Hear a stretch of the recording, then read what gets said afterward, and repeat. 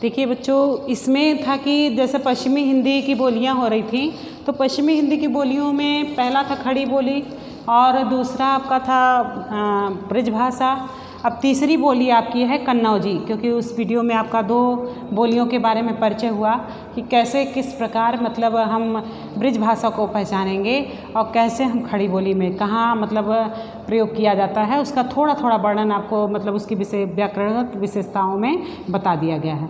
ठीक है, अब इसमें है कन्नौजी। जहाँ नहीं समझ में आएगा आप उसको कमेंट करके बता सकते हैं। ठीक है, अब बिल्कुल भी नहीं समझ में आए तो उसके लिए हम कुछ नहीं कर सकते हैं। कन्नौजी जो है पश्चिमी हिंदी की बोलियाँ, ये पश्चिमी हिंदी के अंतर्गत इतनी बोलियाँ आती हैं। 2 बोलियाँ आपकी कंप्लीट हुई, तीसरी बोली आपकी है कन्नौजी। कन्नौजी कन्नौज नगर के आसपास बोली जाती है, जैसा कि कन्नौज नगर के आसपास बोली जाती है। इसके बारे में हमने वर्णन किया था कि कन्नौज में कान्य कुंज या कन्नौज किसी समय के प्रदेश का नाम था। वर्तमान समय में ये फर्रुखाबाद के आसपास, फर्रुखाबाद का नाम सुने हैं ना, पहले तो कन्नौज नगर था, फिर अब है फर्रुखाबाद। फर्रुखाबाद के आसपास जो है ये बोली जाती है, कन्नौज नगर बसा हुआ है। फर्रुखाबाद में जो है ज़िले में गंगा के किनारे कन्नौज नगर या कन्नौज बोली का केंद्र है। फर्रुखाबाद ज़िले में गंगा के किनारे, फर्रुखाबाद ज़िले में गंगा के किनारे, गंगा के किनारे कन्नौज नगर बसा हुआ है या कन्नौजी बोलने वालों की वहाँ पे मतलब संख्या है। कहते हैं किनारे कन्नौज नगर या कन्नौजी बोली का केंद्र है। किनारे कन्नौज नगर व कन्नौजी बोली का क्षेत्र है। कन्नौजी बोली का क्षेत्र है। ठीक है, क्षेत्र है। देखिए कन्नौजी जो है फर्रुखाबाद ज़िले के गंगा किनारे कन्नौज नगर व कन्नौजी बोली का क्षेत्र है। और यहाँ पे कन्नौज जिसको मतलब बोलते हैं तराई इलाका में, इसका थोड़ा सा परिचय है कि ये प्राचीन काल में कन्नौज एक प्रसिद्ध तथा समृद्ध नगर था। कन्नौज काव्यकुंज का विकृत रूप है। इसी कन्नौज नगर के पास एक कन्नौजी का नामकरण हुआ और यहीं से इसके 3 नाम और मिलते हैं, कन्नौजी, कनौजी और कनौजिया। आप सुने होंगे, बहुत लोग लगाते भी हैं कन्नौजी, कन्नौज और कन्नौजिया। ठीक है, अब इसके 3 नाम प्रचलित हैं। तो इसमें है कि ये इसका उस प्रदेश या भाषा का अर्थ प्रकट करने के लिए या प्रत्यय लगाकर कनौजिया का प्रयोग कर दिया गया।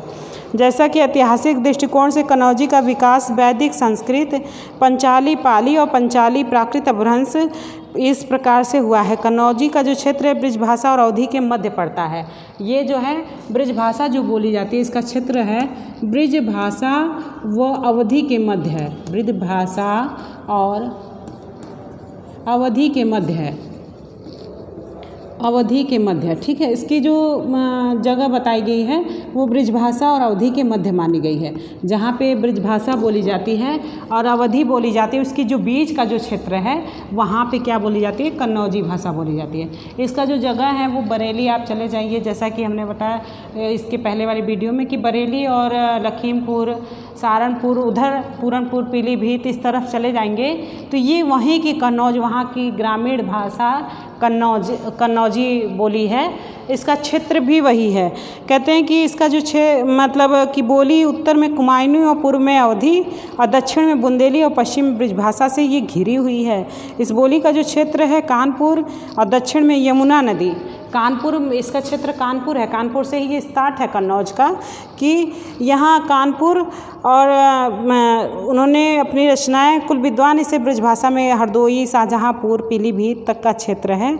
और ये जो है कि कई लोगों ने ब्रजभाषा के पड़ोस के रहने के कारण, मतलब ब्रजभाषा के पड़ोसी जो कन्नौज में रहे, कई कवि हुए। यहाँ कन्नौज के कई कवि हुए, इस क्षेत्र के कई कवि हुए, लेकिन ब्रजभाषा जो था इनके पास का था तो ये ब्रिज भाषा में ही इन्होंने साहित्यिक रचना की, जिस प्रकार इस बोली का प्रचार प्रसार नहीं हुआ और इसका उतना मतलब विकसित रूप नहीं हुआ, क्योंकि यहाँ के रहने वाले कवि ने क्या किया था, जो रचनाएं की थी वो ब्रिज भाषा में की, क्योंकि इनके पास की भाषा थी और उसको वो जानते थे। थोड़ा बहुत मतलब अंतर था, उन्होंने उसी में साहित्यिक रचना की और इसे ब्रिज भाषा की बोली मात्र मानते हैं। इस बोली के बोलने वालों की संख्या 45 लाख है। देखिए, इसका भी 45 लाख मानने हैं और इसको ब्रिज भाषा की उपबोली मानते हैं। अब इसकी भी व्याकरण विशेषताएं हैं कि व्याकरणगत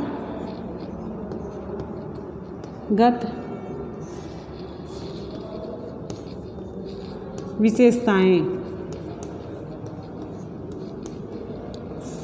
व्याकरणगत विशेषताओं में है कि इसका जो वर्णन है कि इसमें जब किसी चीज़ को सीधा मतलब ब्रिज भाषा की तुलना में ए ओ की अपेक्षा ए ओ का प्रयोग, ब्रिज भाषा की तुलना में, जैसे ब्रिज भाषा से तुलना करते हैं इसकी, तो ए ओ की जगह ए ओ, ब्रिज भाषा के ए ओ की जगह ए ओ ही रहता है। ठीक है, ए ओ, जैसे ब्रिज भाषा ए ओ की जगह ए और ओ ही ओ का प्रयोग कन्नौजी में अधिक होता है, जैसे बड़ो गजो, जैसे कि तुलना में इसमें कन्नौजी में अधिक होता है। जैसे कहेंगे कि आप बड़ो गओ चले, बड़ो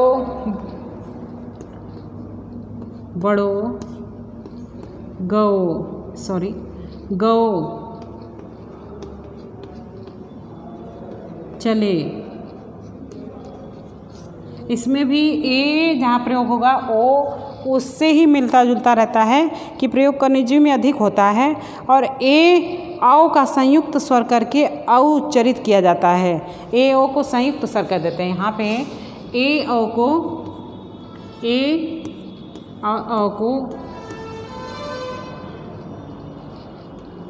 संयुक्त कर देते हैं, संयुक्त कर देते हैं। ठीक है, ए और ओ को यहाँ संयुक्त कर देते हैं, तो यहाँ पे हो गया गओ गए, जैसे कि बड़ो गओ चले, तो और ए ओ को संयुक्त कर दिया तो औ हो गए, औ जानी, औ हो गया। अब यहाँ पे जब औ हो गया, फिर इसके बाद जो है कि कौन, जैसे कौन को कहेंगे कौन, को कहेंगे कऊ, को मतलब कहेंगे कि कऊ, को कऊ, और कौन को कहेंगे कौन, कौन को कौन। ठीक है, को कऊ, कौन को कौन। अब यहाँ पे देखिए व्याकरणगत ऐसे ही बताया जाएगा कि भविष्यत काल में दुहियों चलियों आदि का रूप प्रचलित है। बहुवचन में किसी रूप में वास, हम लोग, आप ऐसे करके करते हैं।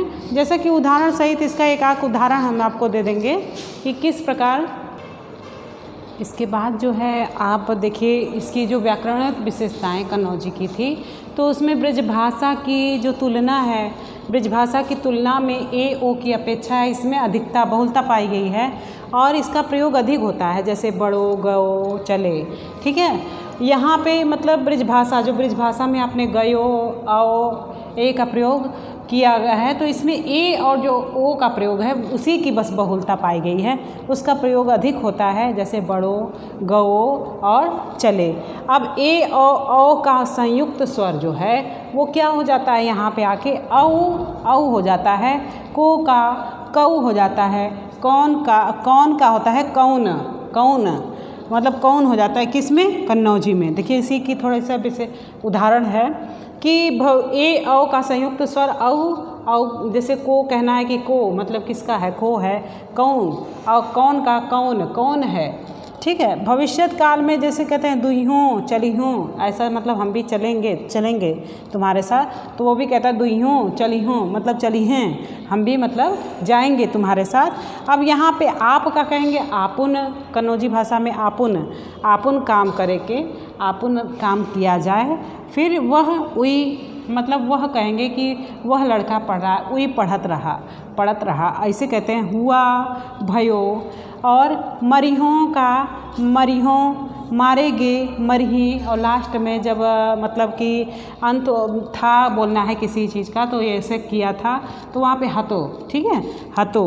अब उदाहरण में देखिए इनका दिया है याके एक हते थे राजा विक्रमाजित, मतलब थोड़ा सा भाषा वहाँ का उदाहरण दे दिया गया है कि याके मतलब एक थे, हते थे मतलब कि थे हमने कहा ना हतों का प्रयोग है वहाँ पे, तो याके थे मतलब कि एक राजा थे, एक थे राजा विक्रमाजित, मतलब राजा एक विक्रमाजित राजा थे।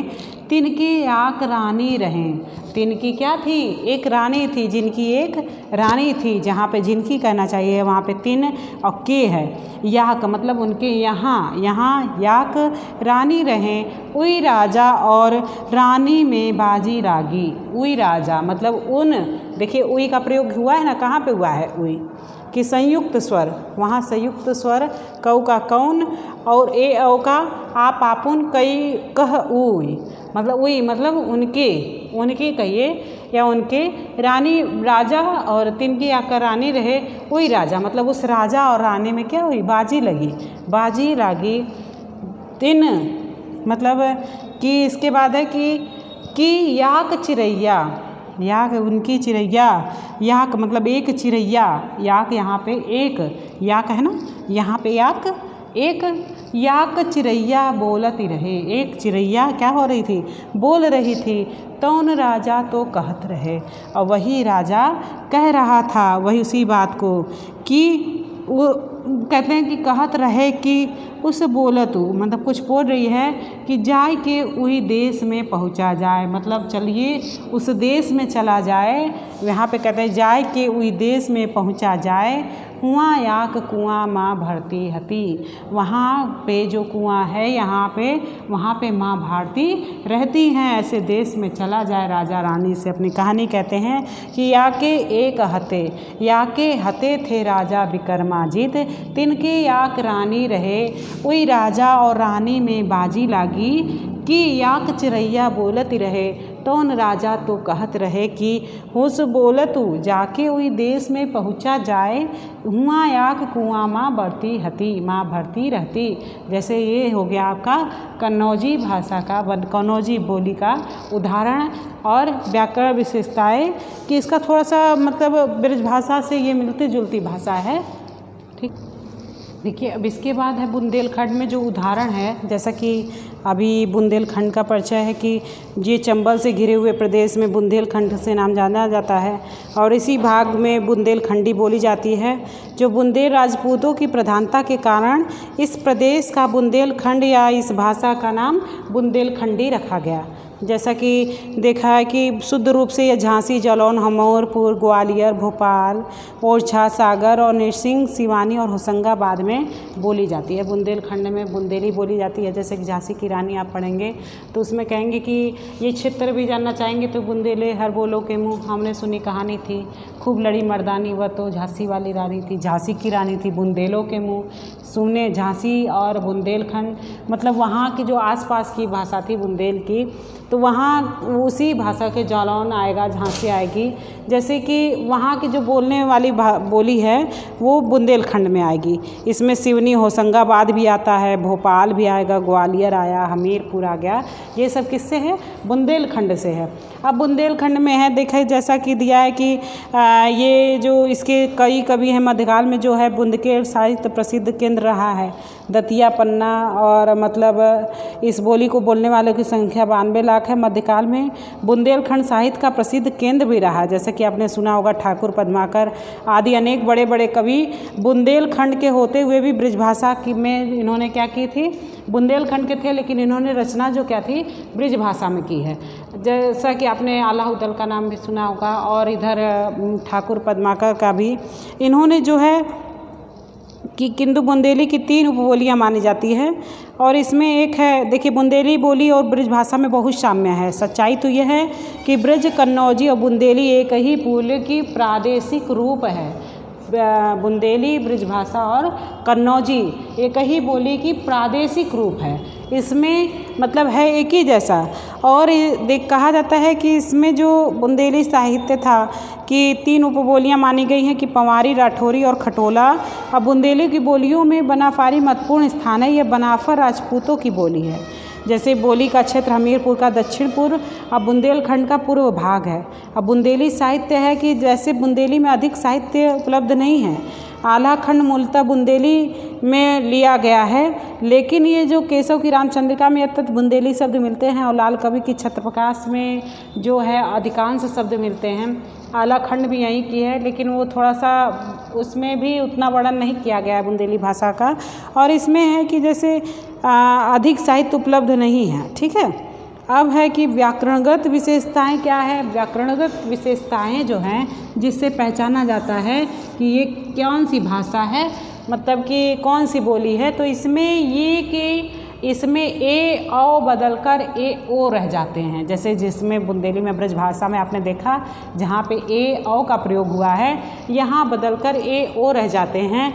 जैसे कि और कहना है तो वहाँ पे क्या हो जाएगा, और को और, जइहें का जेहें, अंगा का उच्चारण वहाँ बुंदेली में र हो जाता है, ड़ का उच्चारण। ठीक है। अब यहाँ पे है कि बुंदेली में भी ड़ का प्रचार, बार बार हम भूल जा रहे हैं। ये कह रहे हैं कि यहाँ पे भी बुंदेली में जो है ड़ का उच्चारण जो है बुंदेली में र हो जाता है। जैसा कि आपने उसमें भी देखा था कि र हो जाता है। तो यहाँ इसमें जैसे पड़ो का होगा पड़ो का हो गया परो, घोड़ों का परो, फिर घोड़ों का क्या हो जाएगा, घोरो, ड़ का र हो जा रहा है ना, घोरो या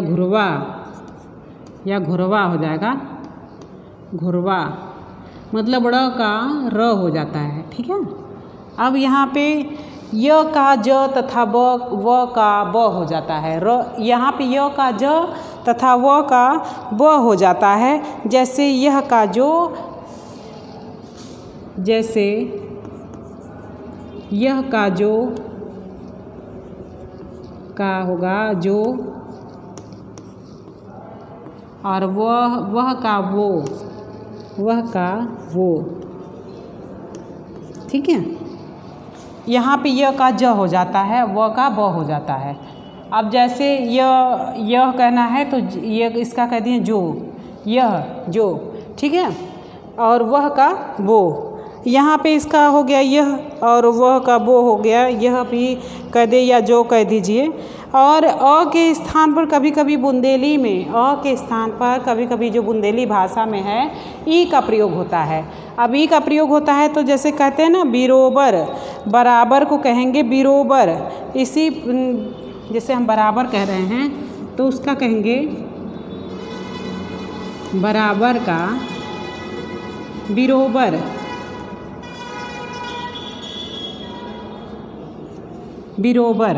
अ के स्थान पर ही का प्रयोग करते हैं तो वहाँ पे बराबर का बिरोबर हो गया।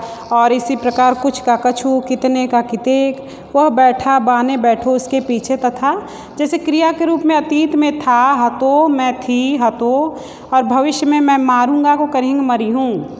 जैसे इसमें क्रिया के रूप में कहेंगे तो अतीत में कि मैं था तो इसका कहेंगे हतो, तो मतलब मैं था करेंगे। जैसे मैं था, ये मैं था बोल रहे हैं ना कि मैं उस समय था। ठीक है। तो इसमें क्या कहेंगे हतो तो, मतलब थे मैं, हतो तो। अब आपका देखिए ये हो गया अतीत में कि मैं था, हतो तो कह दिया, और आप इस इधर जाइए भविष्य में जाऊंगा तो मैं मारूंगा। भविष्य में वर्णन करना है कि मैं मारूंगा, अभी मारूंगा, तो इसमें मारूंगा का क्या होगा, मरी हूँ,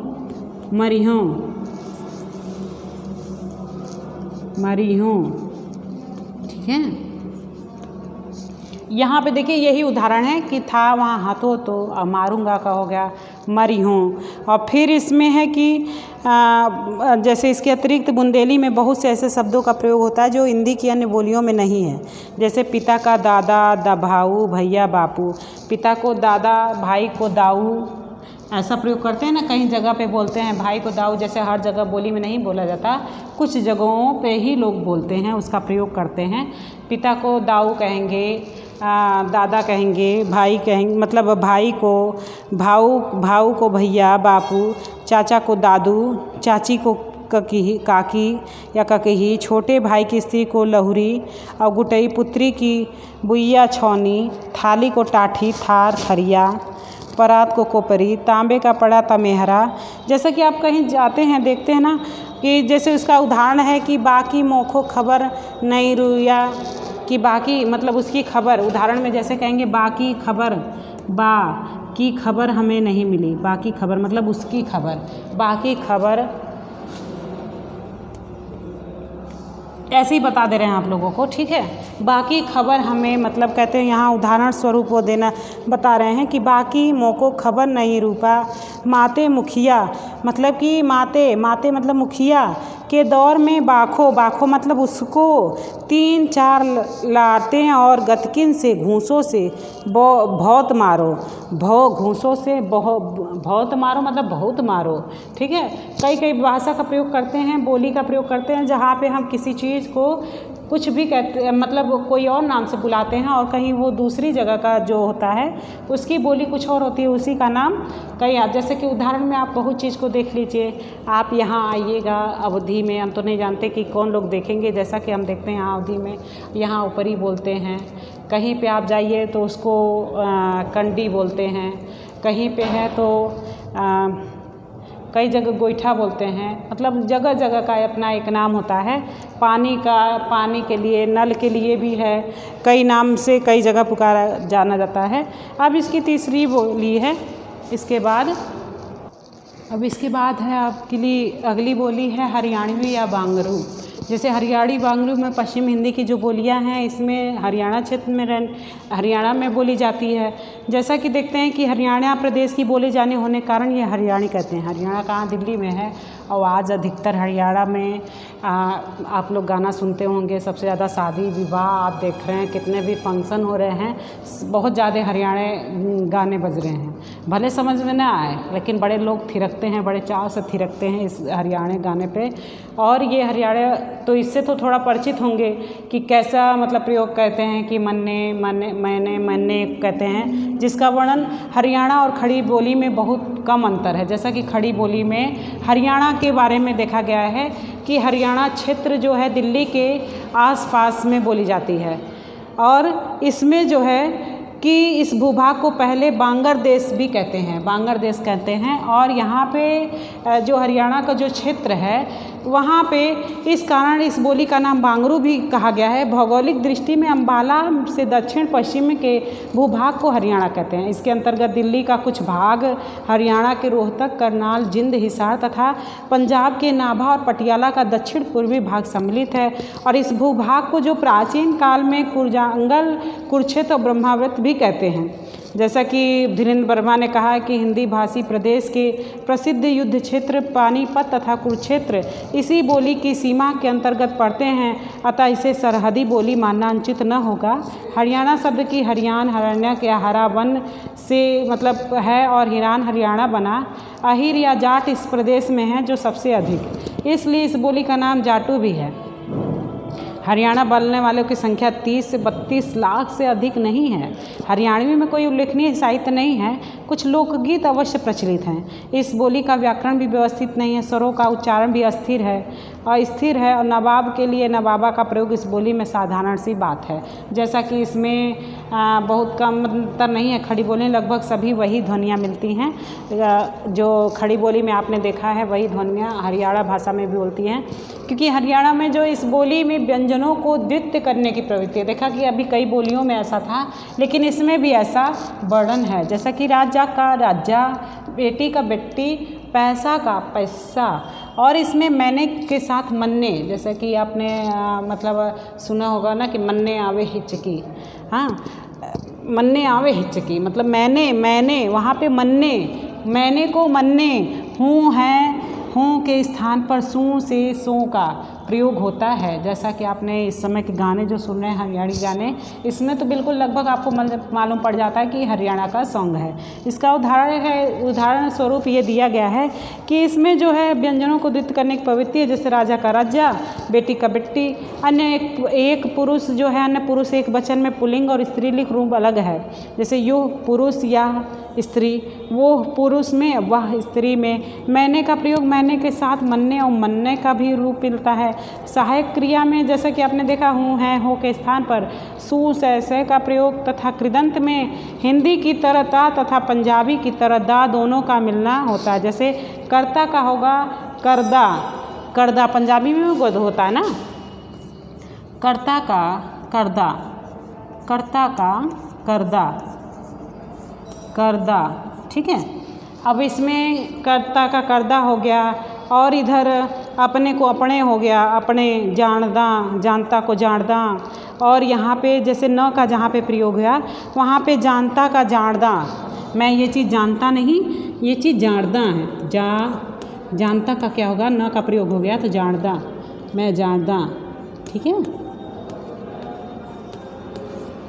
जानदा होगा। अपना का अपने, अपने के अपने, ऐसा करके ड़ का प्रयोग होता है।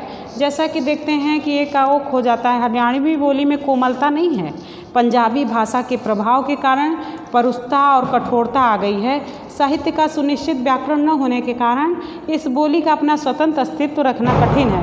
पंजाबी, राजस्थानी और खड़ी बोली का प्रभाव बहुत अधिक है।